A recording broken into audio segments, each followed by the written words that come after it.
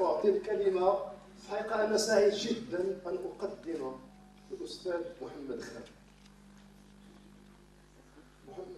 نادرا ما يكون معنا باحثون ومشاركون من بلدان أخرى مالوريزمون مابقاتش عندنا معاه علاقات كبيرة.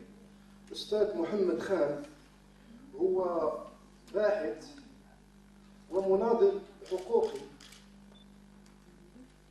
ومن أهم المترافعين ضد الهجمات الإسلاموية ضد النساء.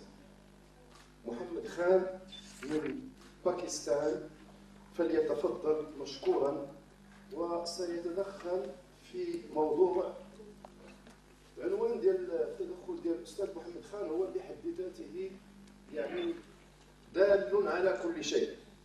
عنوان مداخلة الأستاذ هو وضعية النساء في باكستان وبلدان المنطقة أمام الصعوبات التي يعانين منها لأسباب دينية وغيرها.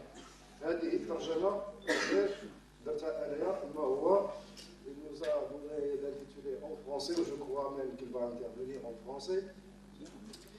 L'intitulé c'est le suivant: Situation des femmes au Pakistan et dans les pays de la région face aux difficultés dont elles sont l'objet pour des raisons religieuses et autres. فليتفضل مشكورا. Bonjour. Après les deux postats, j'ai appris, je viens d'apprendre que c'est le même mot. Comme chez nous, on dit aussi postat, je crois que c'est l'enseignant, le professeur. Je pense que je ne parlerai pas beaucoup de tout ce qui est technique et de tout ce qui est des définitions, parce que ici c'est le grand sujet, tout le monde en parle. J'avais prévu beaucoup plus de parler du Pakistan, de vous faire connaître un peu comment ça se passe pour les femmes au Pakistan. Et en parlant de ça, on peut quelque part aussi les aider, parce que quand on en parle, que ce soit au Maroc, en France ou dans d'autres pays, c'est vrai que ça peut aider les femmes pakistanaises pour qu'il y ait la possibilité de plus de législation pour qu'elles soient aidées. Et pourquoi pas un jour, peut-être qu'il y aurait des possibilités d'avoir des contacts entre les organisations et de l'entraide. Quand je parle du Pakistan, c'est en même temps la région. Et la région, ça veut dire le SAARC, c'est l'association de coopération d'Asie du Sud, qui comprend donc le Pakistan, l'Inde, le Sri Lanka, l'Afghanistan, le Népal et les Maldives. Ça représente autour de 1,8 milliard de personnes. Et la première chose que je voudrais souligner, c'est qu'on ne peut pas vraiment parler d'un peuple et d'une religion ou d'une raison qui fait que la situation des femmes soit difficile. Et on ne peut pas dire que c'est seulement la religion. En fait, comme nous savons que quand la religion est arrivée, nous étions tous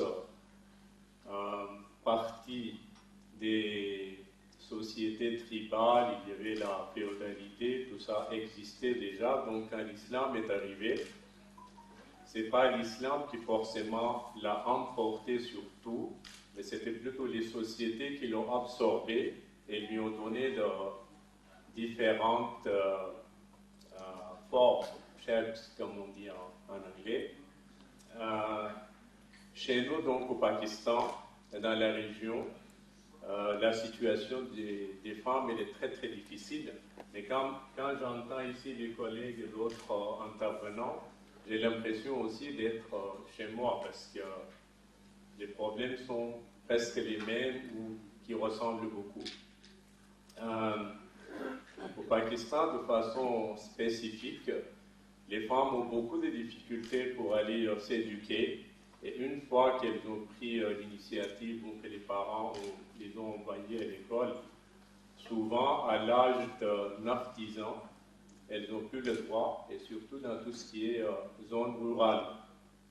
Donc quand je dis que les femmes ne sont pas pareilles partout, c'est que déjà les rurales et les urbaines n'ont pas les mêmes possibilités, ne sont pas complètement les mêmes.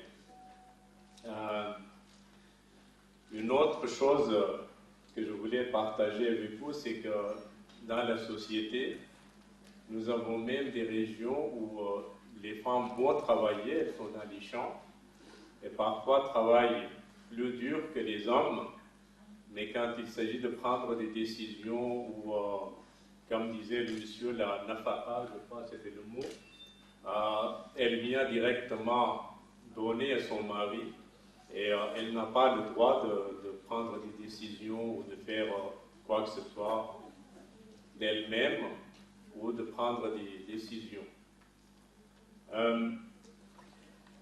Nous avons beaucoup de problèmes avec tout ce qui est les changements à apporter, surtout dans la législation. À chaque fois quand nous proposons des lois, j'ai travaillé pour les femmes brûlées à l'acide, qui sont, je pense qu'ici, il n'y en a pas beaucoup, mais en fait, c'est un problème qui existe dans le monde entier.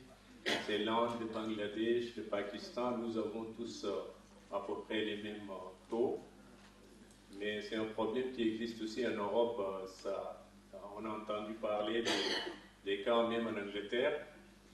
Et nous avons mis plus de 4 ans pour arriver à passer une législation qui n'était plus la même quand elle est passée. C'est-à-dire qu'ils l'ont tellement modifiée qu'on est en train de travailler maintenant depuis 2-3 ans de nouveau pour arriver à faire une loi qui soit juste et qui puisse servir. Donc, ça c'est un gros problème. À part ça, les Pakistanais en général considèrent, et je pense qu'ici c'est la même chose, comme j'ai entendu depuis hier, que la femme c'est notre honneur. Donc dès qu'elle sort de chez elle, déjà on lui met le hijab. La burqa existe, ce qui était la, je ne sais pas comment on peut expliquer, mais là, qui cache tout le corps. Ça existe toujours, mais c'est devenu maintenant un peu plus hijab, c'est modernisé. Mais dès qu'elle sort de chez elle, elle n'est pas seulement suivie par la famille, mais même toute la société, quelque part, la suit et regarde ce qu'elle fait. Et quelque part, elle n'a aucune liberté. Donc, moi, je pense personnellement que le hijab n'est pas du tout signe de liberté ou quoi que ce soit. Et puis, comme on disait tout à l'heure, un de nos intervenants qui disait que le hijab, éventuellement, peut, si les gens ne sont pas en même, n'ont pas de bonnes intentions, ça peut même aider à se cacher. Dès qu'on n'est plus dans les quartiers ou à côté de la maison, ça peut être plus facile avec les hijab de faire ce qu'on veut. Donc, ce qu'on veut, donc ça faut vouloir dire aussi que c'est peut-être une certaine liberté quand on est éloigné de chez soi, mais de la même façon, ce n'est pas forcément quelque chose qui va empêcher les gens de faire ce qu'ils ont prévu de faire. C'est leurs intentions qui comptent le plus. Donc, l'insistance doit être plutôt sur l'éducation et sur la liberté des femmes que de faire le maximum pour les garder dans les 4 murs de la maison et ne pas leur donner certaines possibilités. Maintenant, en ce qui concerne la religion, il est vrai encore une fois que nos problèmes se ressemblent beaucoup. Tout ce que monsieur le professeur a expliqué tout à l'heure par rapport à tout ce qui est, que ce soit l'héritage, que ce soit d'autres droits, que ce soit les droits à la parole, nous avons les mêmes problèmes, mais il est vrai aussi que si on reste sur ce point-là en disant que les femmes pakistanaises ou le Pakistan n'ont que des problèmes, donc il est vrai aussi que ça, c'est pas vrai, parce qu'il y a des améliorations. Nous avons pu passer une trentaine de lois qui ne sont pas forcément parfaites, mais ça donne la possibilité quand même de voir un peu la lumière et de croire qu'il y aura autre chose et que la situation peut changer. les femmes ont plus de possibilités d'aller rejoindre des services. Donc nous avons maintenant des femmes qui travaillent en tant que pilotes, qui sont dans l'armée. On a même un général de la police qui est une femme. Et c'est des choses qui n'existaient pas auparavant. Les choses changent aussi du point de vue perception. La société est beaucoup plus à l'écoute. Et quand il y a une...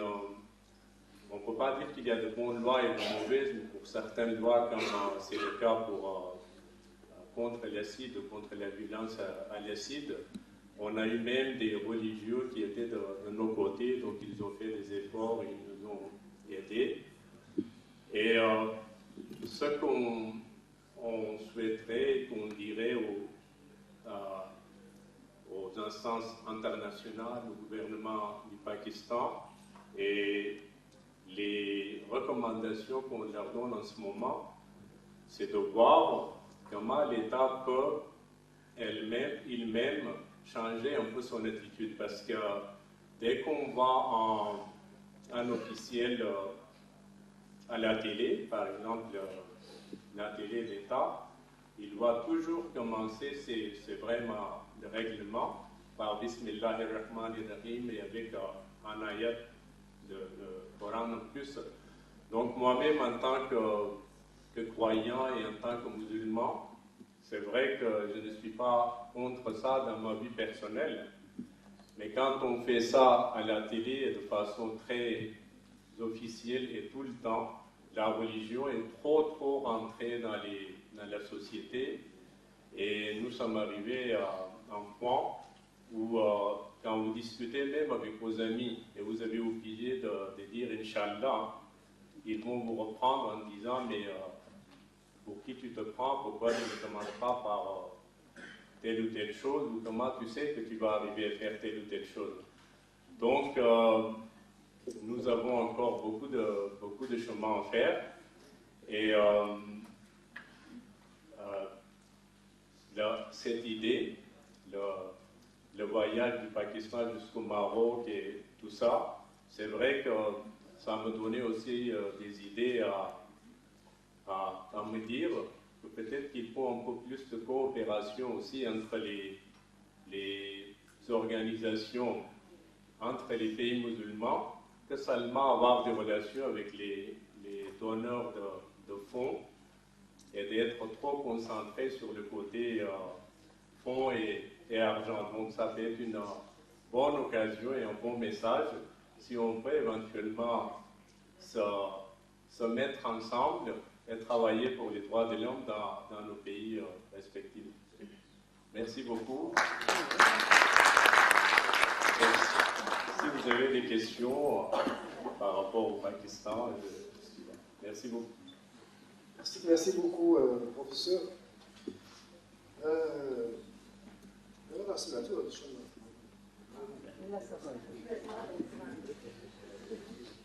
يعني المداخلة ديال الأستاذ محمد خان هي استقراء للكثير من العوائق التي تعاني منها النساء في باكستان وجنوب آسيا، مشاكل التعليم وغيرها وخاصة بالقرى وبعض المفارقات. كيف للنساء يشتغلن أكثر دون أن يكون لهن الحق في اتخاذ القرار. وفي الحقيقة بيني وبينكم اللي كتصنت ليه تحب واش كيهضر على المغرب اللي في الحقيقة هي نفس المشاكل هنا وهنا.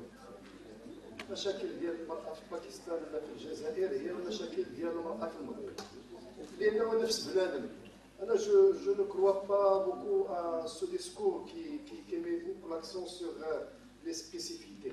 Il n'y a pas de spécificité, il y a des problèmes humains n'importe dans quel espace. وطبعا بعض المسائل المرأة هي عورة وقضية الشرف يعني هذه كلها نفس العوائق. وأيضا حينما يتحدث وأوضح كيف أن المرأة أن هناك حركية قانونية في باكستان التي تفيد في فتح الطريق نحو انعتاق النساء، وكيف أشار إلى أنها بدأت تحتل مناصب مهمة، وأن هناك جنرال أمن أيضا في المغرب. في المغرب العدد ديال الطالبات أكثر من العدد ديال الطلبة. العدد ديال يعني ما كاينش شي مهنة في المغرب الآن اللي ما فيهاش النساء. وفي نفس الوقت لا أعتقد أنهم لا يتخذون القرار المهم.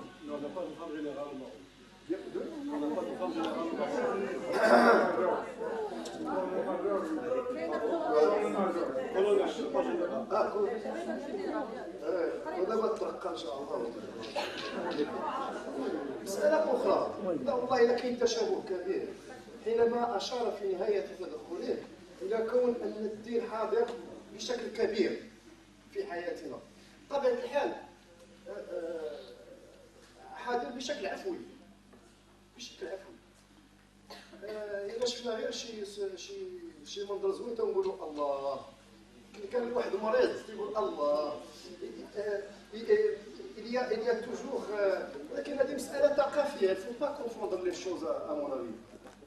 c'est vrai que تستعمل ديك إن شاء الله ولا بغى الله الله يرحم والدين ولا شي حاجة بحال هكا. mais c'est plutôt culturel. c'est-à-dire on ne pense même pas à ces expressions toutes faites. donc bon كان من المفروض أن يلتحق بنا الأستاذ أحمد الخليشي. أنا جو بروبوز نفتح باب المناقشة في انتظار وصول الأستاذ الأستاذ ثاني أحمد الخليشي. النقاش الآن. فوالا. دونك باب النقاش